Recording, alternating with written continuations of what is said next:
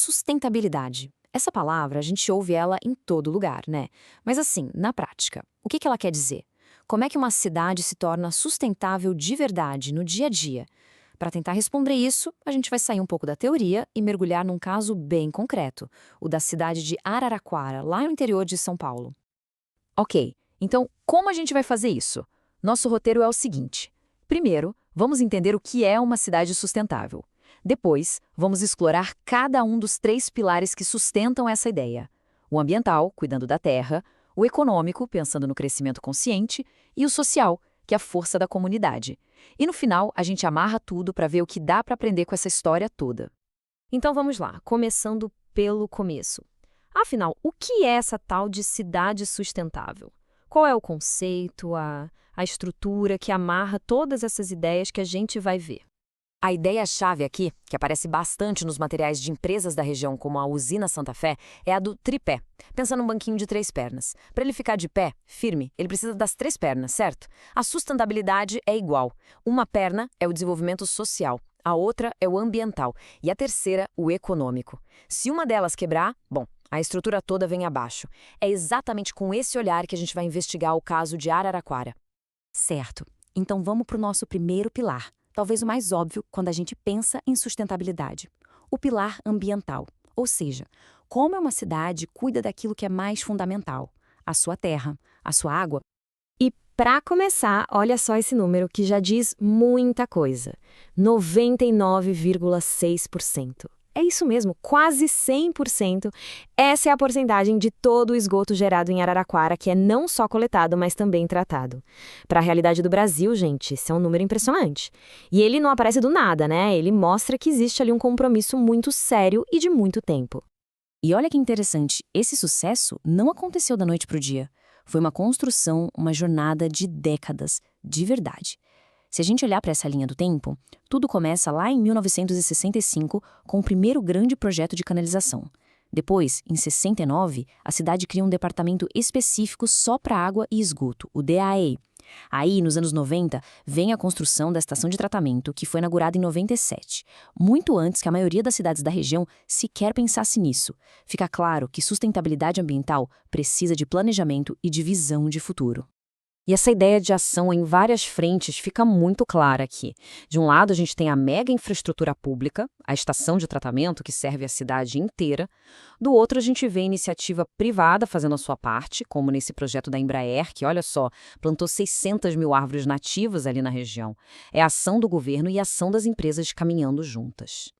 Beleza, mas aí vem aquela questão, né? Proteger o meio ambiente não pode significar parar a economia. Pelo contrário, essas duas coisas precisam andar de mãos dadas. É aí que entra o nosso segundo pilar, o pilar econômico, o crescimento consciente. A pergunta é: como as empresas de lá conseguem lucrar, crescer e, ao mesmo tempo, preservar?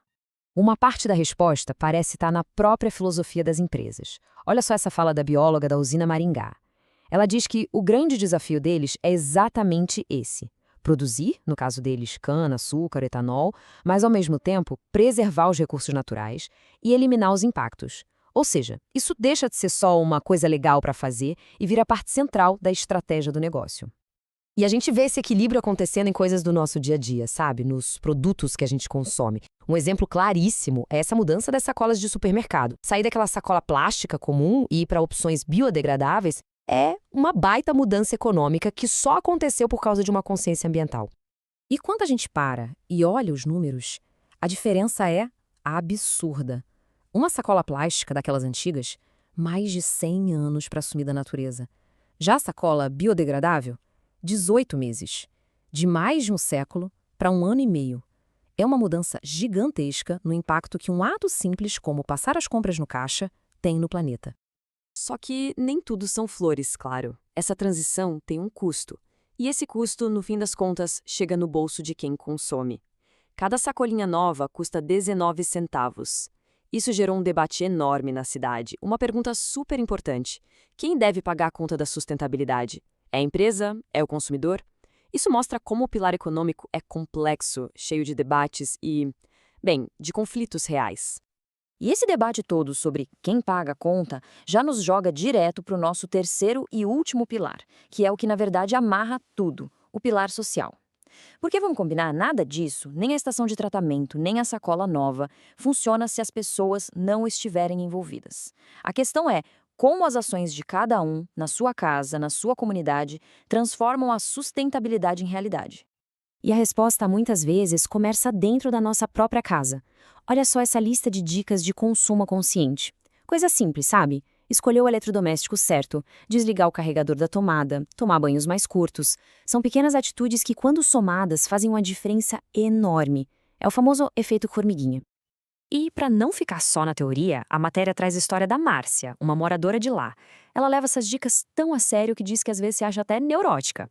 Ela apaga qualquer luz acesa à toa, desliga o reloginho do micro-ondas da tomada, ela até parou de passar as toalhas de banho para economizar energia. A Márcia é literalmente o pilar social em pessoa, em ação.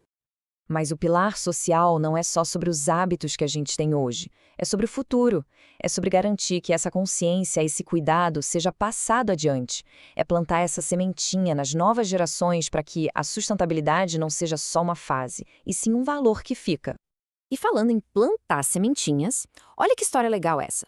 É a do Eros, um garoto de 11 anos. Ele não era muito fã de verdura, não, até que ele foi numa festinha de aniversário e, de lembrancinha, ganhou sementes. Ele plantou, cuidou, viu crescer e passou a amar comer verdura. É genial, né? Uma forma super criativa e divertida de conectar a criança com a natureza e com a alimentação saudável. Isso é educação para a sustentabilidade na prática. Ok, a gente viu o pilar ambiental, o econômico e o social. E agora? O que acontece quando a gente junta todas essas peças? O que a gente pode aprender com tudo isso? A grande lição que o caso de Araraquara parece nos mostrar é que sustentabilidade de verdade não é uma única coisa. Não é só uma lei, ou só uma empresa boazinha, ou só uma pessoa reciclando.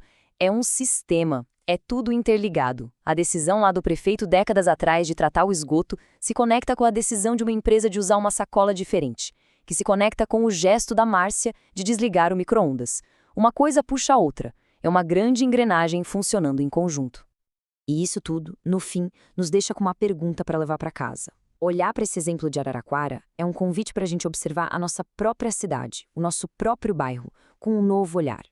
Onde é que a gente consegue ver esses três pilares, o ambiental, o econômico e o social, conversando, trabalhando juntos? Onde é que, perto da gente, um futuro mais sustentável já está sendo construído?